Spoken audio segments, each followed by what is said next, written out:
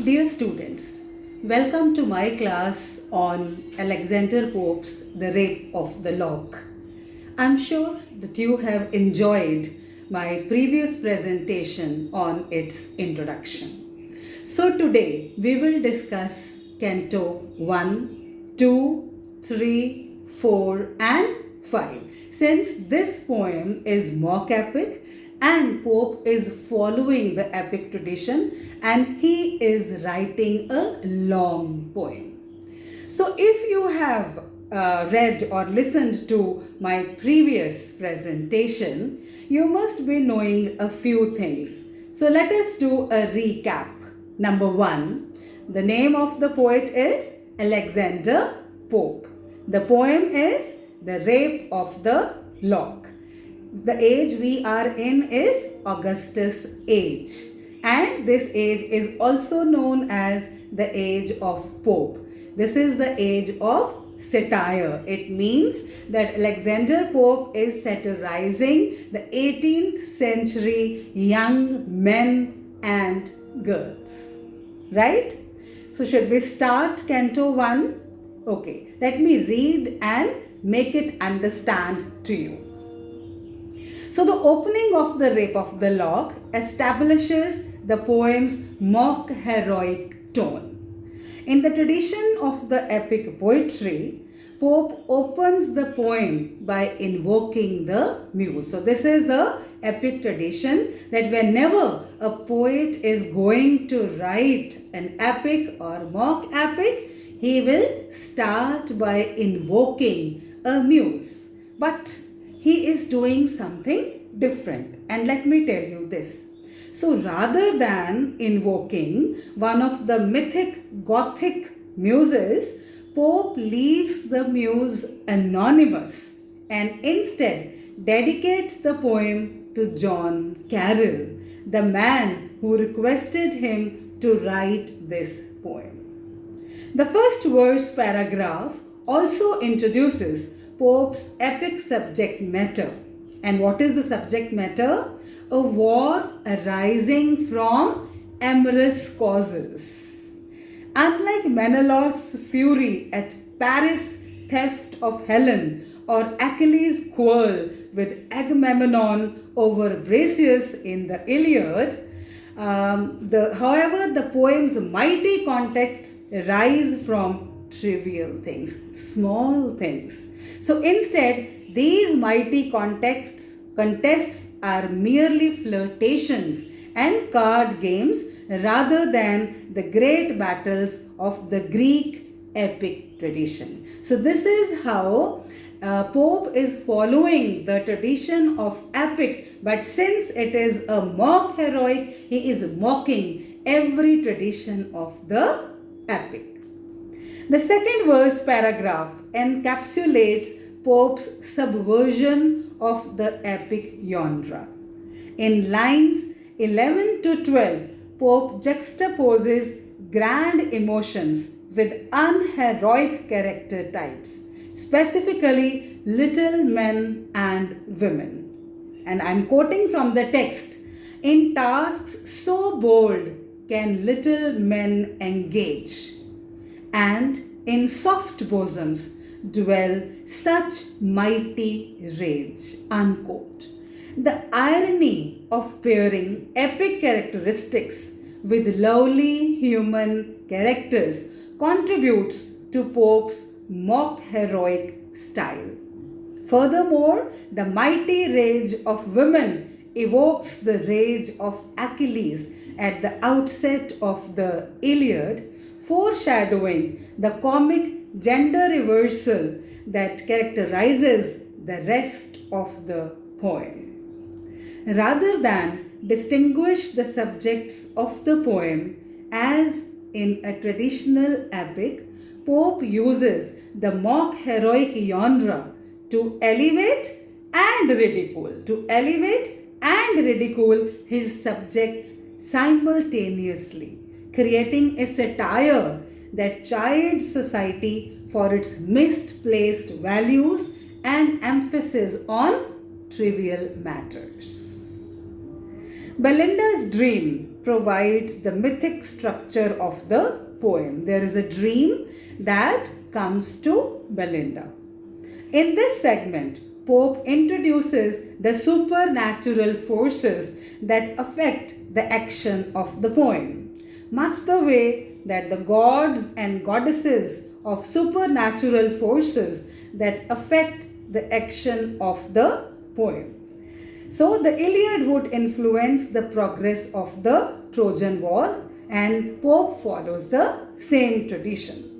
Just as Athena protects Diomedes and Aphrodite supports Paris during the Trojan War, Ariel is the guardian of Belinda. Unlike the Greek gods, however, Ariel possesses little power to protect his ward Belinda and preserve her chastity. In this initial canto, Belinda forgets Ariel's warnings of impending dangers upon receiving a billet doux. So, billet doux means love letter. Though charged with protecting Belinda's virtue, it seems that Ariel cannot fully guard her from the perils of love, unable to distract her even from a relatively harmless love letter. In the dream, Ariel indicates that all women have patron spirits depending on their personality types. Ariel explains that when women die, their spirits return from earthly vehicles to their first elements. And this context is in line number 50 to 58.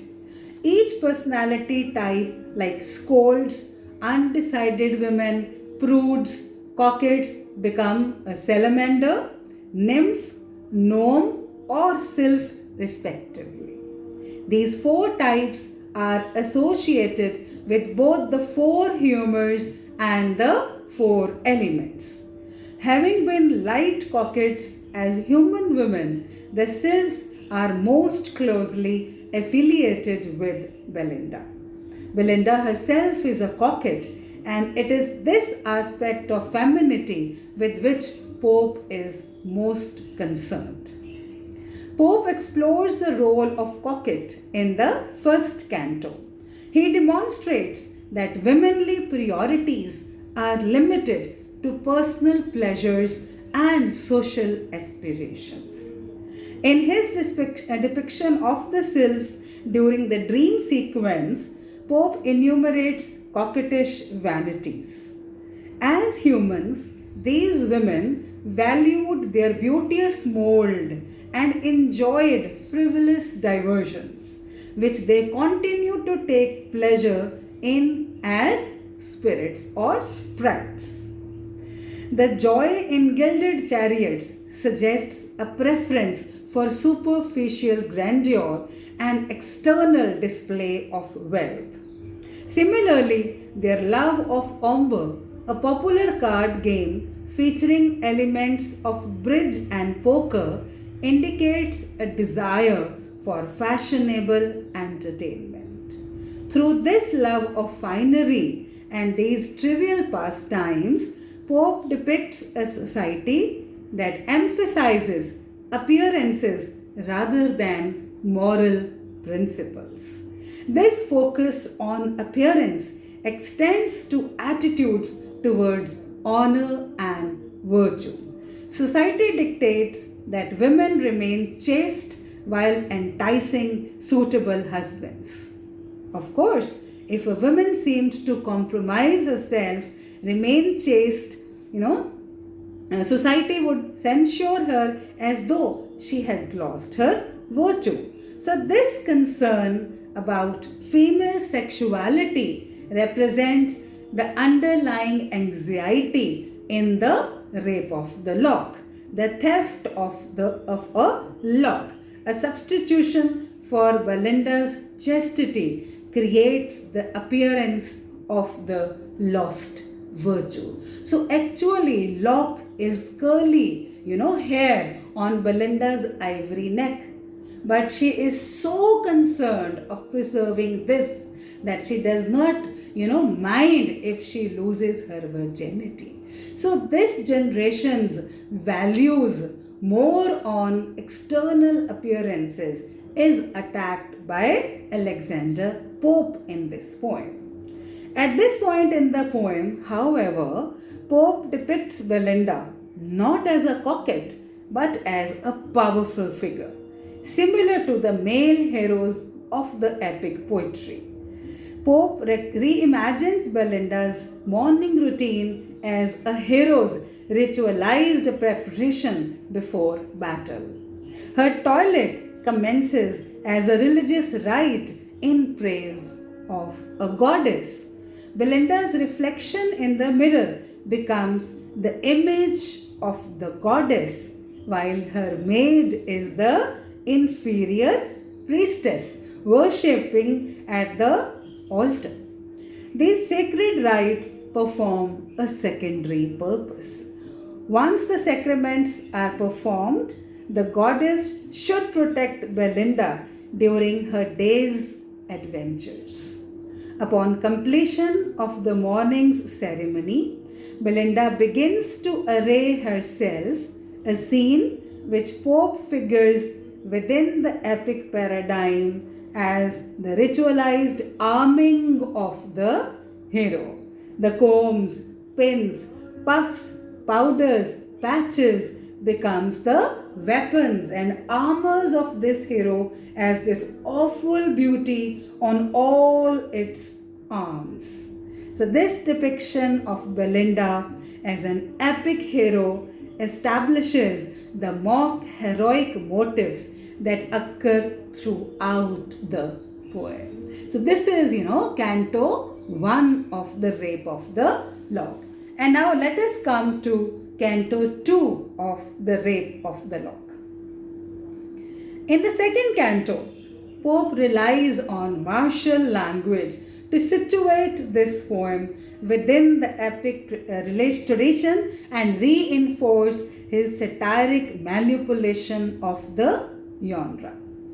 Much like the combs, pins, and cosmetics that Pope assigns military values in the first canto, Belinda's physical appearance is defined within military terms. Similarly, he refigures Belinda's 7-layered petticoat as a fortified wall meant to withstand the attacks of invading forces. As Pope establishes in his description of the coquette, a woman must attract a suitable husband but simultaneously refrain from him so great an attraction that she compromises her virtue. Her curls thus perform the former duty, capturing the attention of men, while her petticoat functions as an impediment to the loss of her chastity. Of course, as Ariel notes, we have known that 7-fold fence to fail, and he commands an army of 50 sylphs to take defensive positions around the petticoat, ready to defend Belinda's virtue from amorous assailants. Pope, however, makes the sylphs' martial role ironic. They are not guarding against Belinda's failure, but rather protecting her from excessive success at attracting admirers. Pope thus critiques society's contradictory expectations with regard to female sexuality. As the irony of Pope's military allusions suggests, Pope develops the poem's sexual allegory in the second canto. From the outset of the poem, the theft of Belinda's hair has sexual implications. Specifically in the poem's title, The Rape of the Lock. Pope's use of the word rape denotes explicit sexuality in the cutting of Belinda's curls. Pope's work choice in the second canto strengthens this sexual imagery. The poem indicates that the baron has resolved to steal the locks by force or ravish. The use of the words force and ravish emphasizes this theme of sexual violation. The phrase by fraud betray with regards to the baron's desire for the curls similarly equates the theft of the lock with man taking advantage of a woman's innocence. Even Ariel suspects that the foretold dire disaster will take the form of a sexual assault. He speculates that Belinda might be fated to break Diana's law, an allusion to the Roman goddess of chastity. In the following line, he worries that some frail china jar will receive a flaw. So literary instances of broken pottery often indicate the loss of virginity. Ariel's final anxiety is that Belinda might stain her honor or her new brocade. While the staining of Belinda's honor is overtly sexual, the staining of her dress likewise has sexual implications, alluding both to female sexual maturity and to the tearing of the hymen or the loss of virginity. The sexual implications of the rape of the lock culminate with the locks themselves.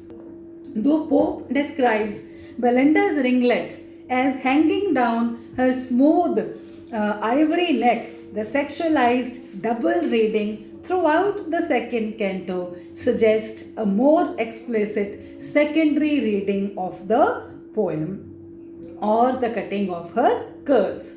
A sexualized reading of Belinda's locks as pubic hairs reinforces Pope's portrayal of their theft as a rape.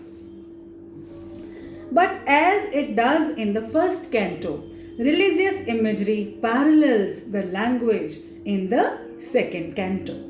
Much like the ritualism of Belinda's toilet in the first canto, Belinda's charms become objects of worship. Of particular note, of course, as her locks, which draw the attention of many admirers, and chief among them is Baron. The ritual he performs at dawn are an act of worship. He builds an altar, a feature of both pagan and Christian worship, to celebrate Belinda's beauty. On the altar, he places 12 vast French romances and neatly gilt to honor love rather than gilded Bibles. So this equation of religion and secular love echoes the presence of the Bible and billet doux together on Belinda's dressing table in the first canto and further serves Pope's mock heroic purposes. The ritual sacrifices performed by the Baron mimics the epic convention of sacrificing to gods to secure their favor before a venture. The power's decision to grant only a half of Baron's desire alludes to a common feature of the epic in which the interference of the gods is a mixed blessing. Yet, Pope undercuts the traditional power of the gods. Their half blessing does not have tragic consequences for the Baron. Rather, he only succeeds at securing one of Belinda's curls. He wanted to cut both of her curls. So Pope further undermines the piety of prayer, replacing it with the Baron's 3 amorous sighs. The poem's comic attitude towards religion implies that the worship of beauty amounts to sacrilege. Pope crystallizes this religious perversion in the cross that Belinda wears. The cross seems to serve not a religious function but rather an ornament, much like the equation of the Bible with billet doux and French romances. Indeed, this entire symbol of Christianity remains secular, so Jews might kiss and infidels adore. It is just as easily as Christians. So Pope even sexualizes this traditionally religious object, placing it on Belinda's white breast and thereby suggesting that the Jews and infidels are instead admiring her beauty. By subverting established principles of religious worship, Pope critiques society's willingness to value appearances and other insignificant matters over a moral lifestyle. It means that the people, the youngsters of 18th century gave more importance to the external beauty rather than cultivating the inner beauty. They had, a life of not of substance, but they put more, stress on the artificial display of wealth, of knowledge. And actually, they were not as knowledgeable as you will know in the next canto. Thank you.